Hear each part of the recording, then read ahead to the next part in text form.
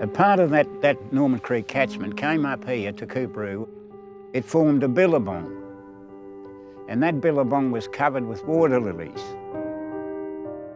And the bees were working it, and you could hear the hum like a symphony orchestra. It had a most peaceful feeling about the thing. And I did one time write a little bit about that. To see it is to dream it. And once you've seen it, then you'll know.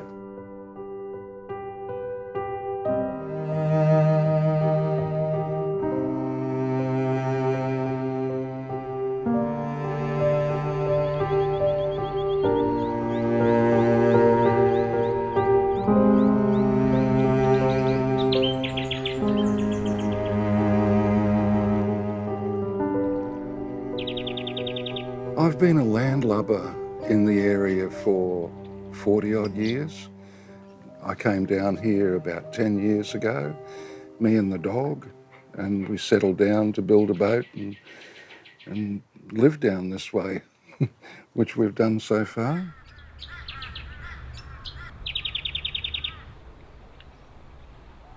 Up around here, we try to care about each other. We're a close little bunch here at this boatyard. Try to keep each other out of trouble.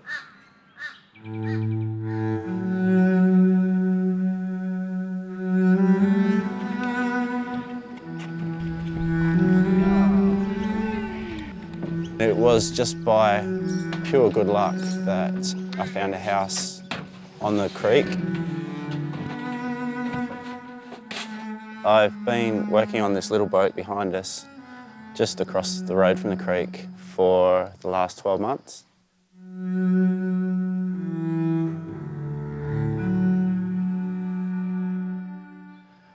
I've always had a bit of a thing for boats, but this is my first sailboat. It came with everything it needed, it just needed a little bit of tidy up. Just down behind I don't know the name of the boat part. Some boatie's going to kill me, like the saying the back and front. Everyone's going to be scoffing at me.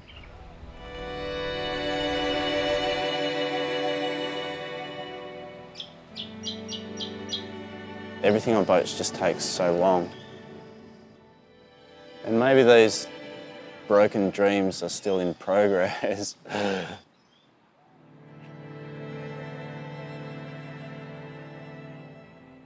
That is the first boat that I owned.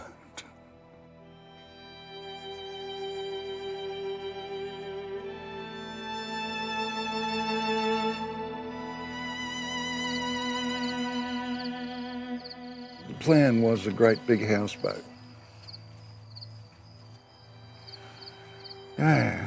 Anyway, my mother passed away and my sister came down and she said, "You can finish that boat now." Well, when I picked myself up off the ground, just couldn't believe that. So rather than put all the money into this, I bought the white yacht down the back.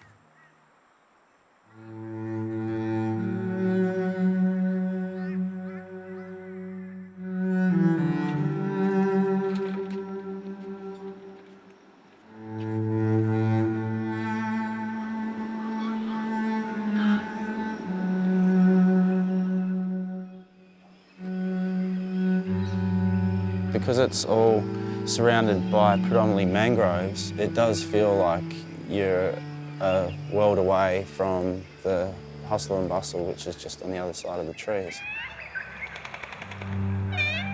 It's good to see that a city still has wildlife in it. The creek flows past my work, and so we kind of spend our morning smokos out there watching the catfish bite each other and the water dragons.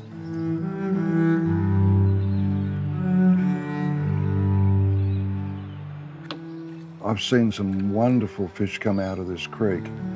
Mulloway or jewfish, king salmon, mangrove jacks, of course the occasional flathead and whiting as well, and catfish. You can get bored catching catfish, I assure you.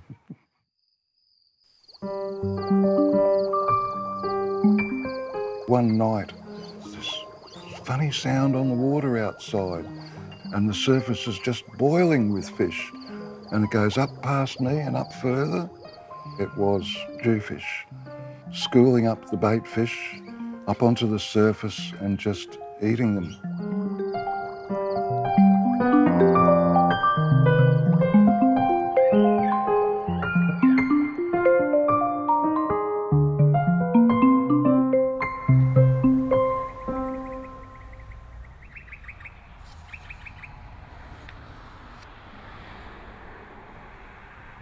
Amazingly, one day there was a parrot there.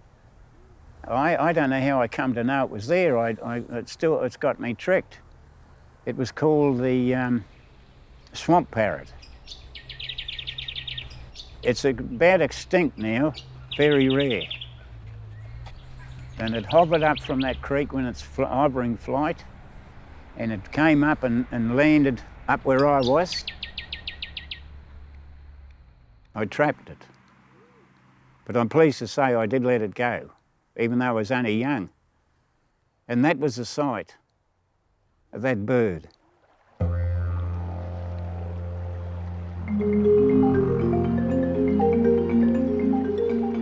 was lying on the ground, just been watching TV.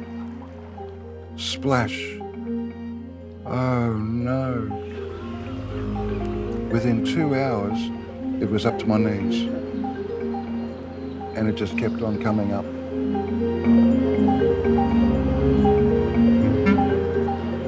All of our neighbours, we must have had 40 or 50 people in this place at one stage. They pulled everything out of the sheds, helped us hose it out, and put it back. I've never seen so many people work so hard for so long. And that's the real community spirit.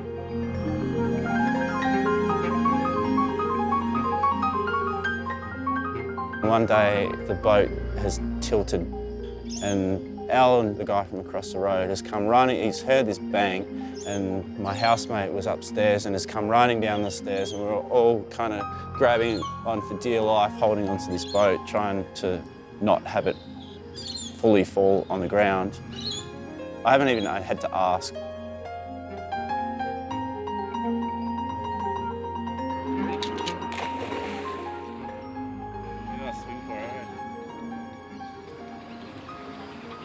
I'm 24 hours away from heading off. There'll be me and Foxy Mama, my little kelpie, and I've got to take my best buddy. Who knows, might end up in New Guinea or Ecuador, who knows. If you go sailing all day, there's always something to do. Your mind can switch off, but there's still little ropes to pull and steering to do.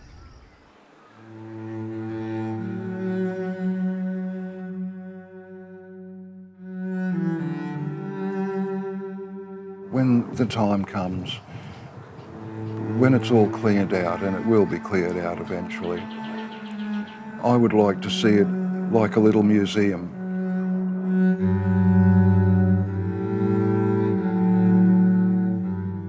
There would be a lot of people around the area who have memorabilia, photographs, let alone stories.